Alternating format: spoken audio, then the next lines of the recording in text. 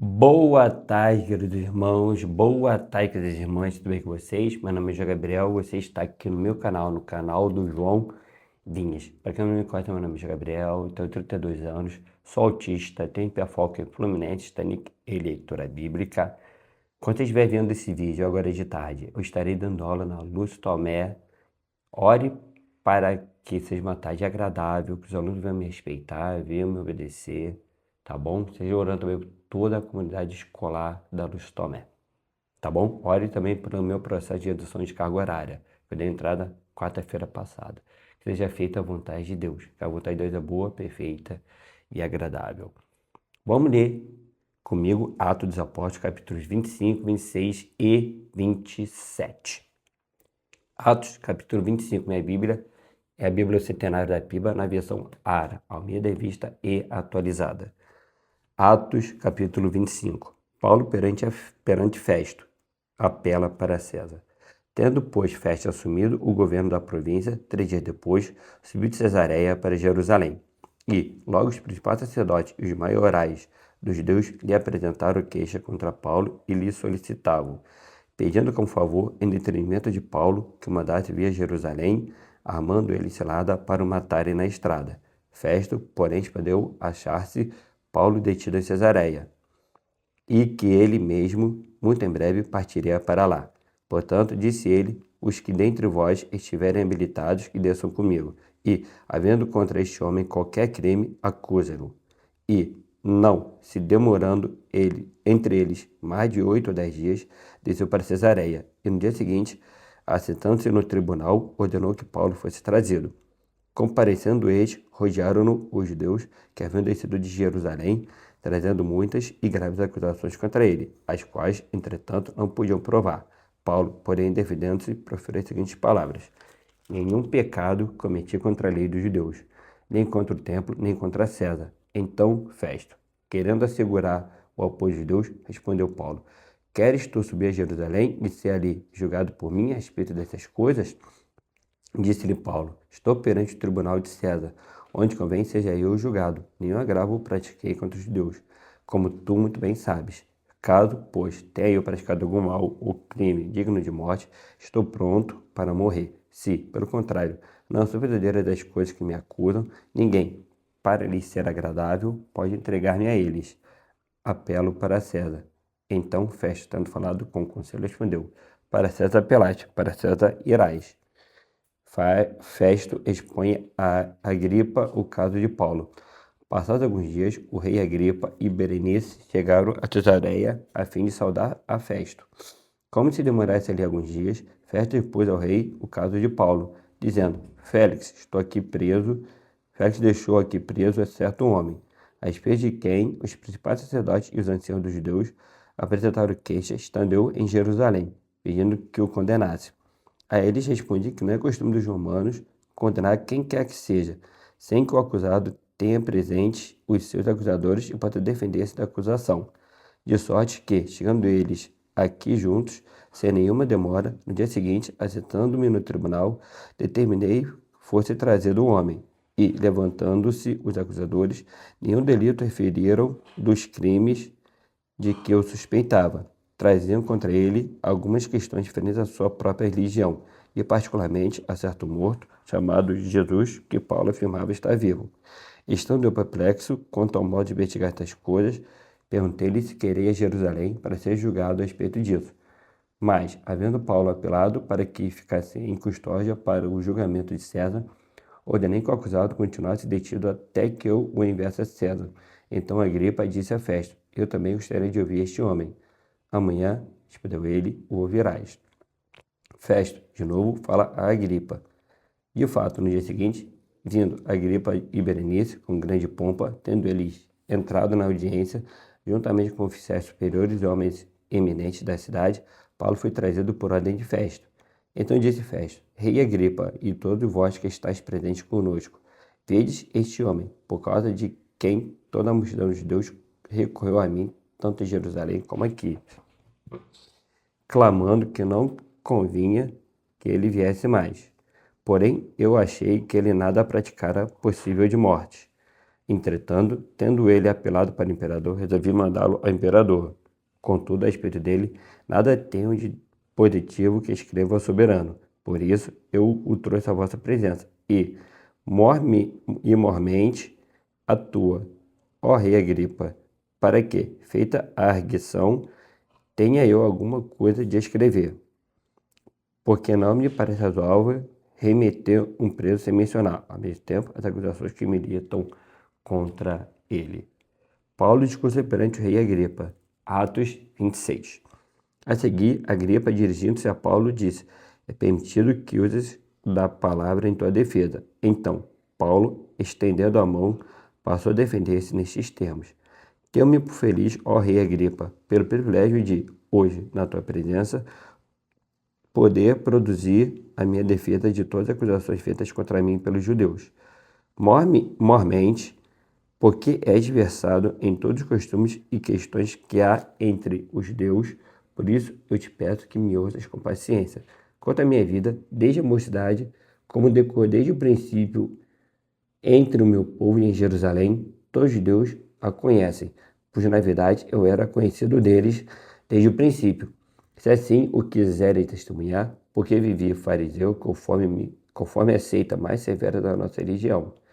E agora estou sendo julgado por causa da esperança da promessa que por Deus foi feita a nossos pais, a qual as nossas 12 tribos, servindo a Deus fervorosamente de noite e de dia, almejam alcançar. É no tocante a esta esperança, ó Rei, que eu sou acusado pelos judeus, porque se julga incrível entre vós que Deus ressuscite os mortos. Na verdade, a mim me parecia que muitas coisas devia eu praticar contra o nome de Jesus, o Nazareno. E assim procedi em Jerusalém. Havendo recebido a autorização dos principais sacerdotes, encerrei muitos dos santos nas prisões, e contra eles dava o meu voto, quando os matavam. Muitas vezes os castiguei por todas as sinagogas, obrigando-os até a blasfemar, e, demasiadamente enfurecido contra eles, mesmo por cidades estranhas, os perseguia. Com estes intuitos, parti para Damasco, levando a autorização dos principais sacerdotes, e por eles comissionado. Ao meio-dia, ó rei, indo eu caminho fora, vi uma luz no céu, mais resplandecente que o sol, que brilhou ao redor de mim e dos que iam comigo. E caindo todo nós por terra, ouvi uma voz que me falava em língua hebraica: Saulo, Saulo, por que me persegues? Dura coisa é recalcitrares contra os aguilhões. Então eu perguntei: quem és tu, Senhor? Ao que o Senhor respondeu: eu sou Jesus a quem tu persegues. Mas levanta-te e firma-te sobre os teus pés, porque por isto te apareci, para te constituir ministro e testemunha todas as coisas em que me viste, como daquelas pelas quais te aparecerei ainda, livrando-te do povo e dos gentios, para os quais eu te envio, para lhes abrir os olhos e os converteres das trevas para a luz e da potestade de Satanás para Deus, a fim de que recebam eles remissão de pecados e herança entre os que são santificados pela fé em mim. Pelo que, ó rei Agripa, não fui desobediente à visão celestial, mas anunciei primeiramente aos de Damasco e em Jerusalém, por toda a região da Judéia e aos gentios, que se arrependessem e se convertessem a Deus, praticando obras dignas de arrependimento. Por causa disto, alguns dos me prenderam, estando eu no templo, e tentaram matar-me. Mas, alcançando socorro de Deus, permaneço até ao dia de hoje, dando testemunho, tanto a pequenos como a grandes, nada dizendo, senão o que os profetas de Moisés disseram haver de acontecer, isto é, que o Cristo devia padecer e, sendo o primeiro da ressurreição dos mortos, anunciaria a luz aos povos e aos gentios. Paulo é interrompido por Festo. Dizendo ele estas coisas em sua defesa, Festo o interrompeu em alta voz: estás louco, Paulo? As muitas letras te fazem delirar. Paulo, porém, respondeu: não estou louco, ó excelentíssimo Festo. Pelo contrário, digo palavras de verdade e de bom senso, porque tudo isto é do conhecimento do rei, a quem me dirijo com franqueza, pois estou persuadido de que nenhuma destas coisas lhe é oculta, porquanto nada se passou em algum lugar escondido. Acreditas, ó rei Agripa, nos profetas? Bem sei que acreditas. Então Agripa se dirigiu a Paulo e disse: por pouco me persuades a me fazer cristão. Paulo respondeu: assim Deus permitisse que, por pouco, por muito, não apenas tu, ó rei, porém todos que hoje me ouvem se tornassem tais qual eu sou, exceto estas cadeias. Paulo teria sido solto, se não tivesse apelado para César. A essa altura levantou-se o rei e também o governador e Berenice, bem como os que estavam sentados com eles. E, havendo-se retirado, falou uns contra outros, dizendo: Este nada tem feito passivo de morte ou de prisão. Então Agripa se dirigiu à festa e disse: Este homem bem podia ser solto, se não tivesse apelado para César. Paulo enviado para a Itália. Atos 27. Quando foi decidido que navegássemos para a Itália, entregaram Paulo e alguns outros presos a um centurião chamado Júlio, da corte imperial, embarcando no navio Andramitino, que estava de partida para costear a Ásia. Fizemos-nos ao mar, indo conosco Aristarco, macedônio, de Tessalônica. No dia seguinte chegamos a Sidom, e Júlio, tirando Paulo com humanidade, permitiu-lhe ir ver os amigos e obter assistência. Partindo dali, navegamos sob a proteção de Chipre, por serem contrários os ventos. E, tendo atravessado o mar ao longo da Cilícia e da Panfilha, chegamos a Mirra, na Lícia. Achando ali o centurião, o navio de Alexandria, que estava de partida para a Itália, nele nos fez embarcar. Navegando vagarosamente muitos dias e tendo chegado com dificuldade defronte de Cnido, não nos sendo permitido prosseguir por causa do vento contrário, navegamos sob a proteção de Creta, na altura de Salmona. Costeando-a penosamente, chegamos a um lugar chamado Bons Portos, perto do qual estava a cidade de Lazéia. Os perigos da viagem. Depois de muito tempo, tanto se tornado a navegação perigosa, e já passado o tempo do dia do jejum, admoestava-os Paulo, dizendo-lhes: Senhores, vejo que a viagem vai ser trabalhosa, com dano e muito prejuízo, não só da carga e do navio, mas também da nossa vida. Mas o centurião dava mais crédito ao piloto e ao mestre do navio do que ao que Paulo dizia. Não sendo o porto próprio para invernar, a maioria deles era de opinião que partissem dali, para ver se podiam chegar a Fenícia e aí passar o inverno. Isso era um porto de Creta, o qual olhava para o nordeste e para o sudeste, soprando brandamente o vento sul e pensando eles ter alcançado o que desejavam, levantaram a âncora e foram costeando mais de perto a ilha de Creta. Entretanto, não muito depois, desencadeou-se do lado da ilha um tufão de vento, chamado Euroaguilhão. E, sendo o navio arrastado com violência, sem poder resistir ao vento, cessamos a manobra e fomos deixando-o levar. Passando sob a proteção de uma ilhota chamada Cauda, a custo conseguimos recolher o bote. E, levando este, usaram de todos os meios para cingir o navio. E, temendo que dessem a Sirte, arriaram os aparelhos e foram ao leão.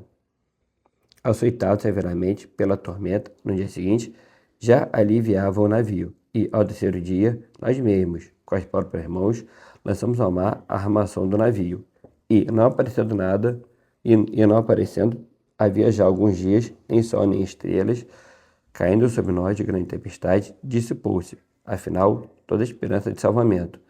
Havendo todos estado muito tempo sem comer, Paulo, pondo-se em pé no meio deles, disse: Senhores, na verdade, era preciso terem me atendido e não partir de Creta, para evitar este dano e perda. Mas já agora vos aconselho bom ânimo, porque nenhuma vida se perderá de entre vós, mas somente o navio.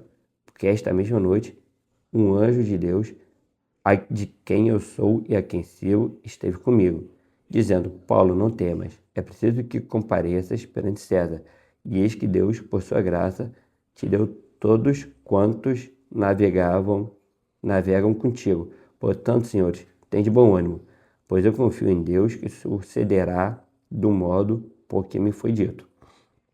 Porém, é necessário que vamos dar a uma ilha, o naufrágio. Quando chegou a 14ª noite, cedo nós, batidos de um lado para outro no mar Adriático, por volta da meia-noite, pressentiram os marinheiros que se aproximavam de uma grande terra.